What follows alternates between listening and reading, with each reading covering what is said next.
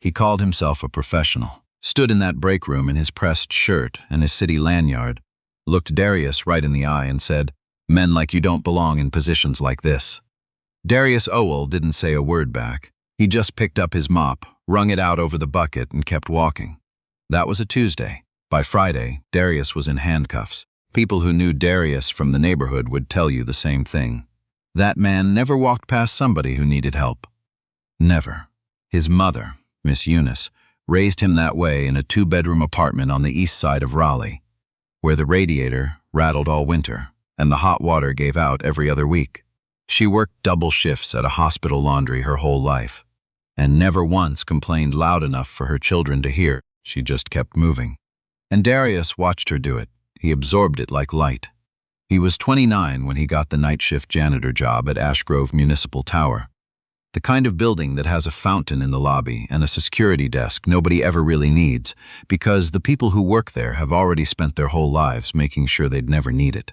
8 floors of city offices, tax assessors, permit clerks, the public defender's suite on the 4th, and on the 6th floor, the office of Regional Director of Infrastructure, a man named Boyd Carruth. Boyd Carruth had a way of looking through people who wore uniforms that weren't his, not at them, through them, like they were glass.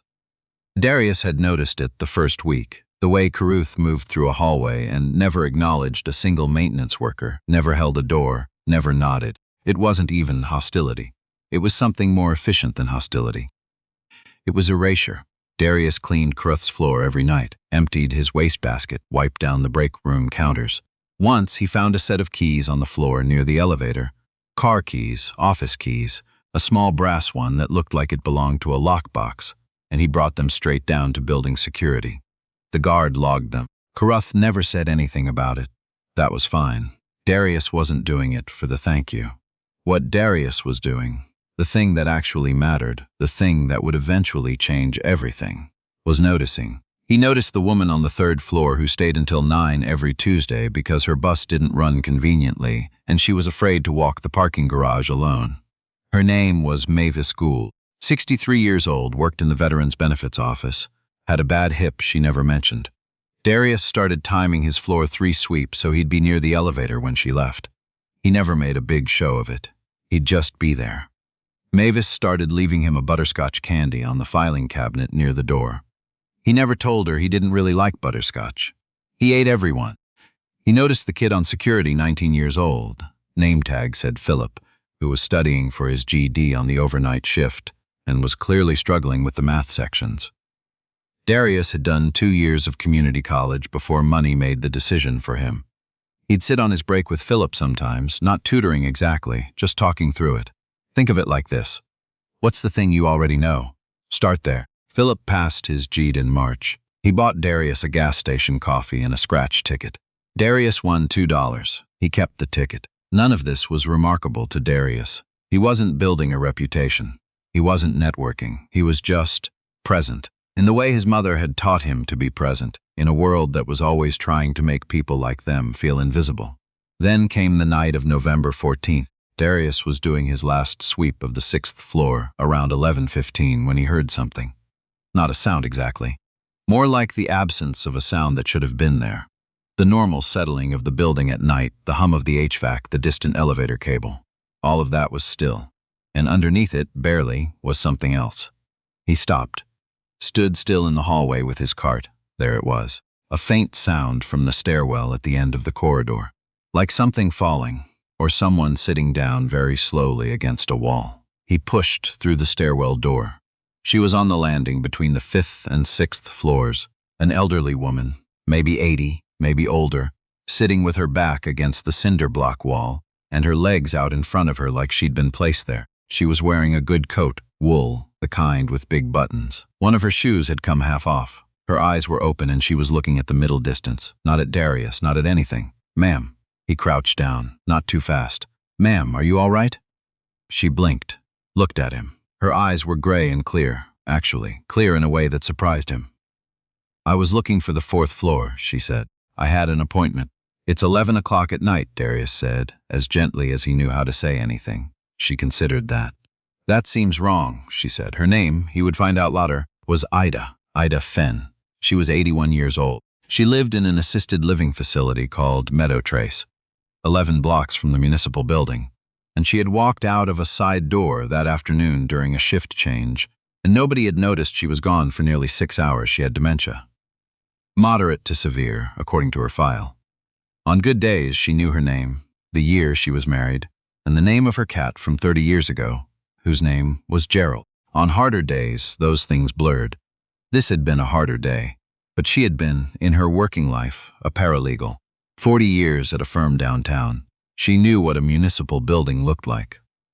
Some part of her, the part that doesn't disappear even when the rest gets fog-covered, had walked her towards something that felt like authority, felt like help, felt like the kind of place where a person could sort out a problem. Darius called 911 first. Then he sat down on the landing next to her, not across from her, not standing over her, but next to her. And he took off his work jacket, the gray one with the building's logo on the chest, and he put it around her shoulders.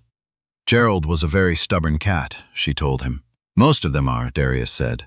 He only liked my husband, never liked me. But when Raymond died, Gerald slept on my pillow for 2 years straight. Figure that one out. Animals know, Darius said.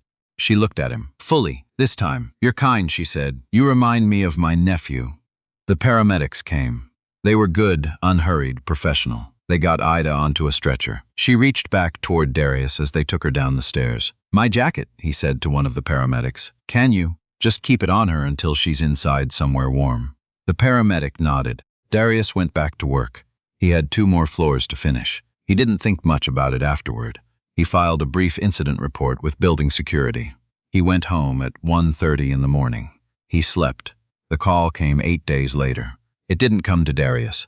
It came to his supervisor, a man named Gary Frisch, who managed the maintenance staff for the whole building. Gary was decent, in a distracted sort of way. He had 11 employees and a budget that was always being renegotiated downward, and a family at home he clearly missed. The call came from Meadow Trace. A family member of Ida Fenn's wanted to speak with the building about the incident. Gary assumed it was a thank you call. It was not. The family member was Ida's nephew, a man named Conrad Fenn.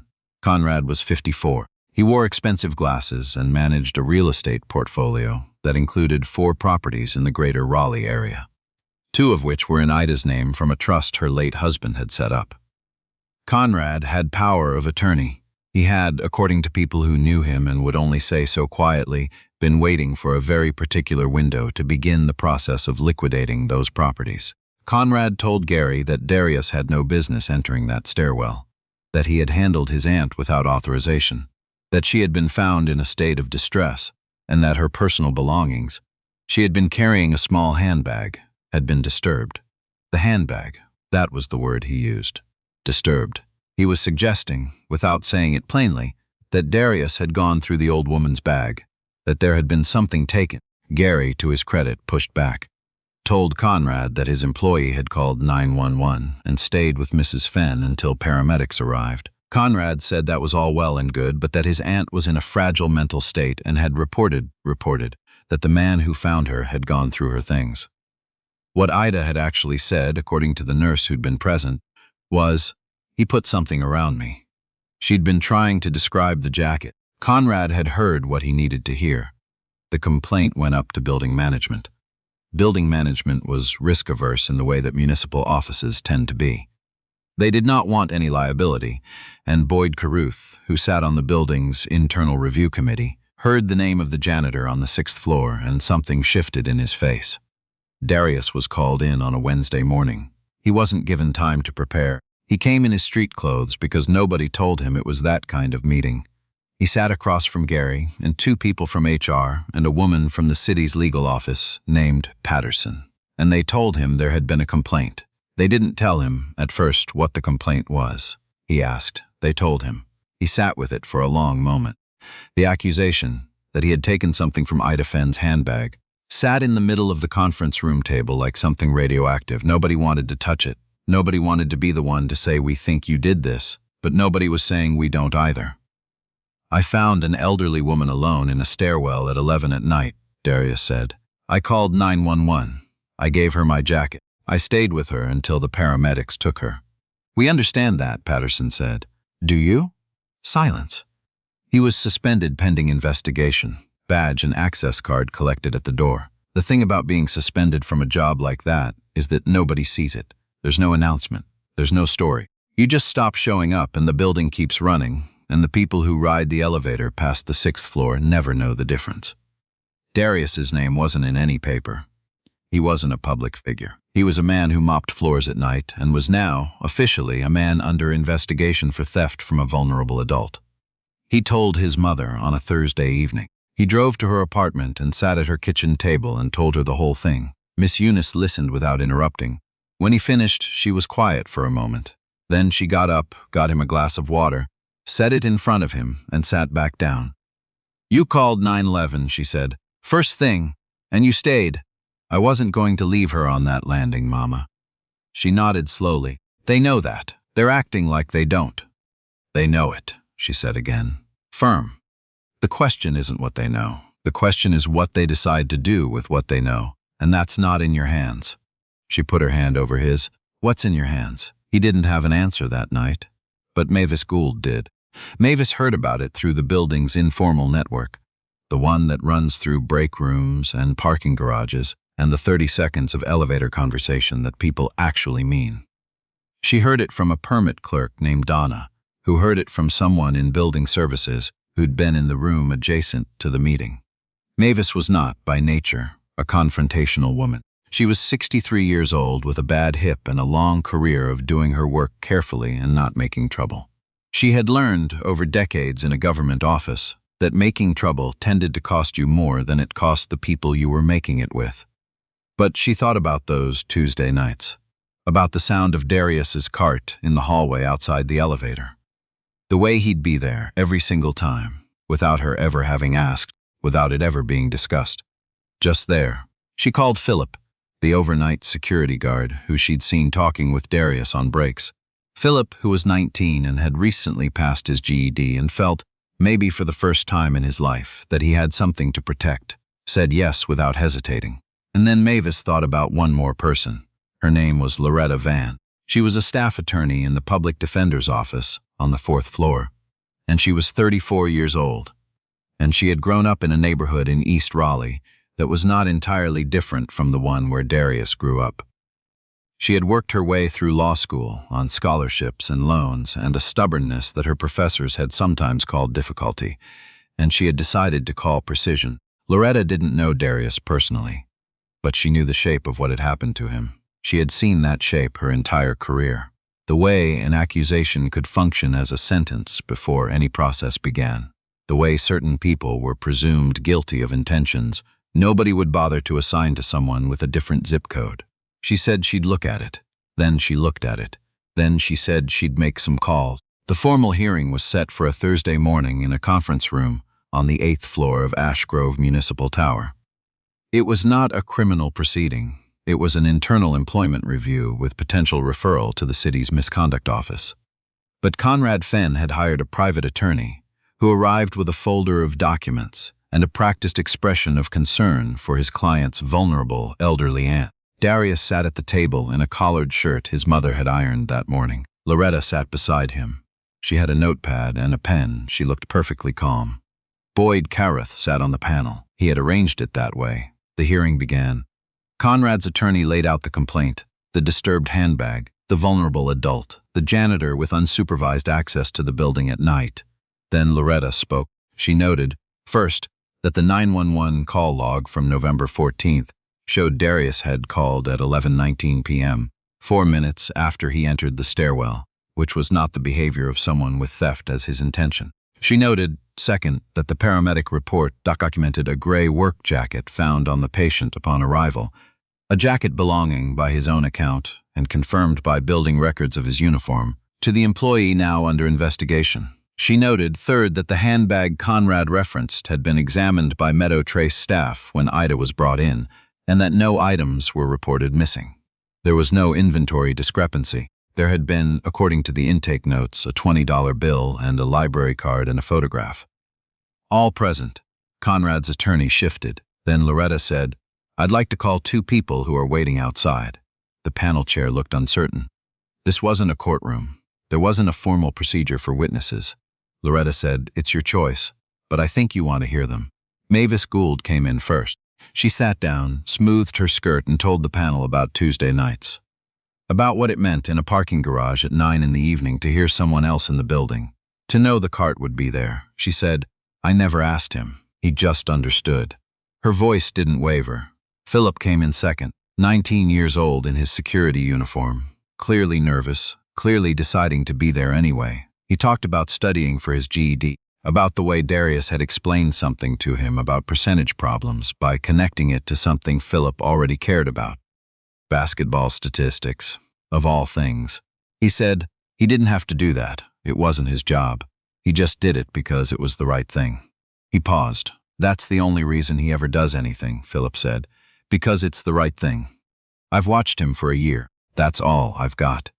The room was quiet. Boyd Carruth, who had been leaning back in his chair with the expression of a man who had already decided how this would go, was no longer leaning back.